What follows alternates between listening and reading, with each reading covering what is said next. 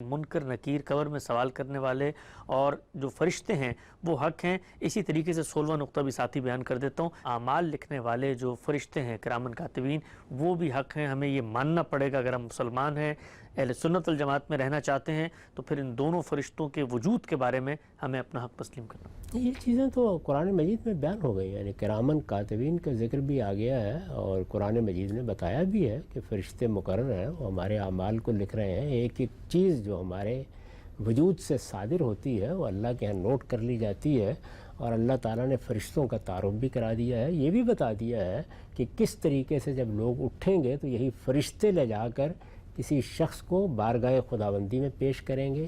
اسی طریقے سے جن لوگوں کو جہنم میں ڈالا جائے گا ان کے بارے میں بیان کیا گیا ہے۔ یہ بتایا گیا ہے کہ یہی فرشتے ہیں جو موت کے وقت آتے ہیں، اور وہ بھی بہرحال آ کے موت کا پیغام سناتے ہیں، اور جو اصل شخصیت ہے اس کو نکال کے لے جاتے ہیں۔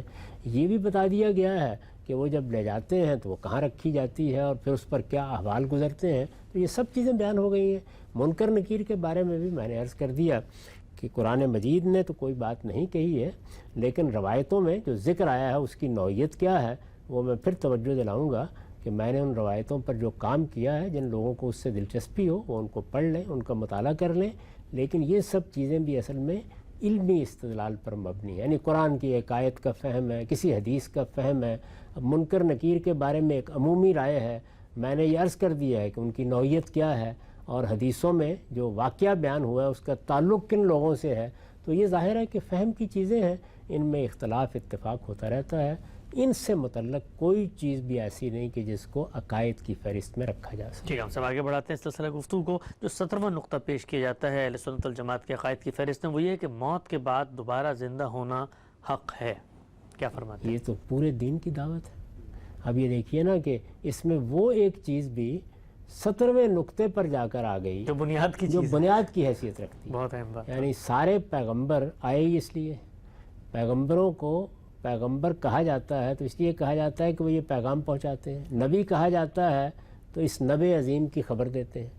یعنی قرآن کی دعوت کو ایک لفظ میں بیان کیجئے تو وہ کیا ہے؟ انذار قیامت۔ یعنی اللہ کی کتاب یہ بتا رہی ہے کہ یہ دنیا عارضی ہے، ایک دن اس کو ختم ہو جانا ہے، تم سب لوگوں کو بارگاہ خداوندی میں حاضر ہونا ہے، وہاں تم موت کے بعد مٹی ہو جاؤ گے لیکن دوبارہ اٹھا دیے جاؤ گے، اور تمہیں اسی طریقے سے پور پور سے درست کر کے یہ جسم دے دیا جائے گا، اور وہاں تمہارا حساب ہوگا، اور اس کے بعد جنت اور دوزخ، یہ سب بیان کرتے ہیں۔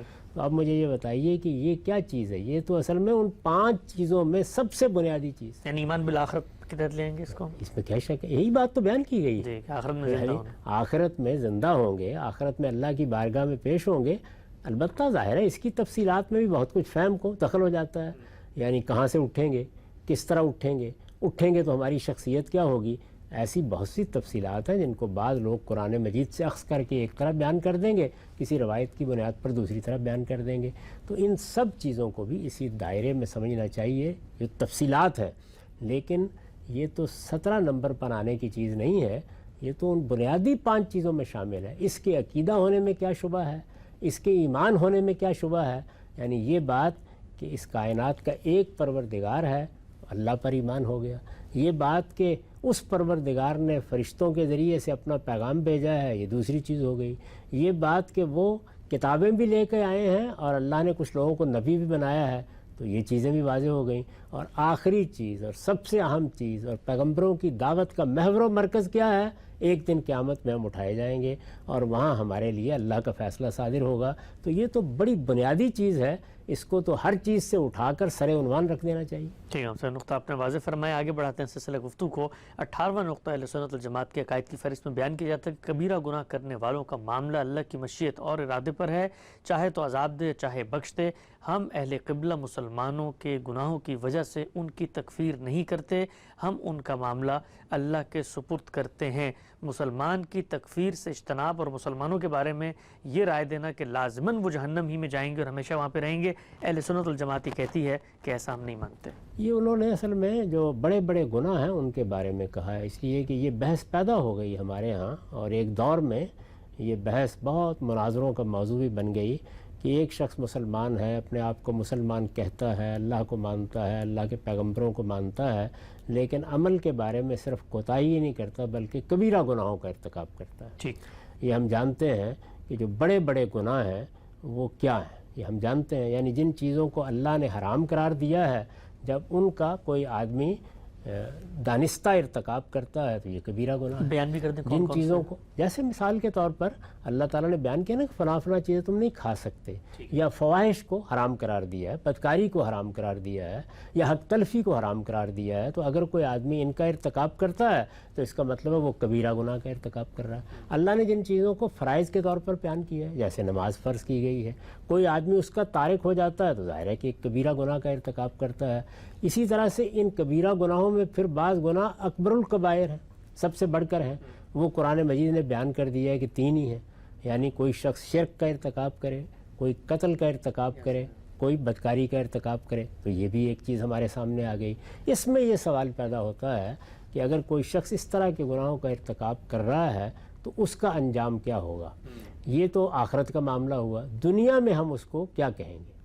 یعنی کیا ہم اس کو کہیں گے کہ چونکہ اس نے اللہ تعالیٰ کی سری نافرمانی کر دی ہے، اس نے حرام چیزوں کو اپنا لیا ہے، اس نے فرائض کو ترک کر دیا ہے، یہ کبیرہ گناہوں کا مرتکب ہے، اس نے مثلا قتل کر دیا ہے، یہ بدکاری کرتا ہے، اس نے شرک کا ارتکاب کیا ہے، تو اب ہم اس کی تکفیر کر رہے ہیں؟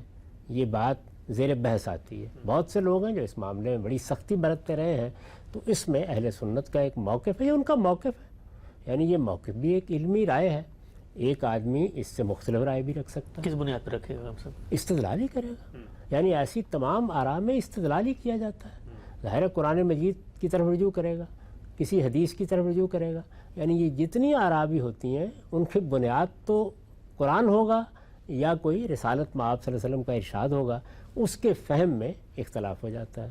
اب مثال کے طور پر یہ دیکھیے کہ میں نے اپنا نقطہ نظر بیان کر دیا ہے کہ تکفیر کا کوئی سوال ہی نہیں، یعنی کوئی شخص اپنے آپ کو اگر مسلمان کہتا ہے تو مجھے یہ حق کہاں سے حاصل ہو گیا کہ میں اس کے ایمان کو قبول کرنے سے انکار کر دوں؟ یہ بھی ایک نقطہ نظر ہے۔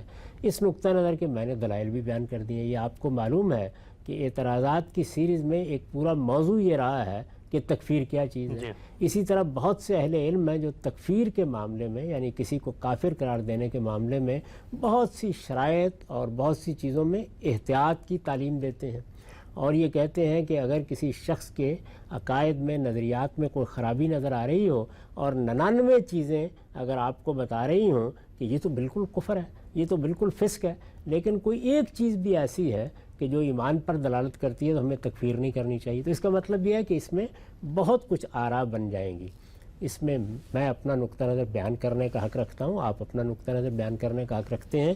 اہل سنت کا یہ نقطہ نظر بھی اگر غور کر کے دیکھیں تو اسی کی فرع ہے جس کو میں نے ایک اصول کے طور پر بیان کیا۔ کوئی حرج کی بات نہیں، وہ یہ رائے رکھتے ہیں، اچھی بات ہے، لیکن پھر وہی بات کہ اس کے لیے بھی یہ جگہ موضوع نہیں ہے۔ بس آپ اپنا نقطہ نظر بیان کر دیجئے، اس نقطہ نظر کے دلائل بیان کر دیجئے، مسلمانوں میں سے جو لوگ ان دلائل کو قبول کریں گے یہ بڑی خوشی کی بات ہوگی کہ ان کی بڑی تعداد قبول کر لے، لیکن اگر نہیں قبول کرتے تو اس کی بنیاد پر ہمیں دوسروں کے معاملے میں کوئی رائے نہیں قائم کرنی۔